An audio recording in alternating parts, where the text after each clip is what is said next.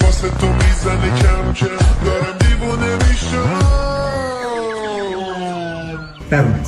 در کار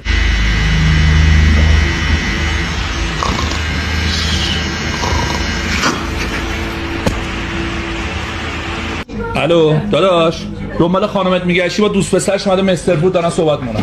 آره یا ما عجیبیم عجی میکنیم یا تو هم ناپدیدی. اگه با ما فرندی تبلیغ ترندی چون ما میدیم اکسیر.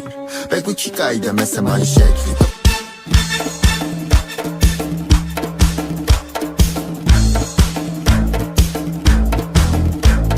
باز چته؟ حسین ناموسن روزی چند بار با دوست دخترت بحثت میشه؟ ما اصلا بحث نمی‌کنیم با هم دیگه. چی کار میکنی؟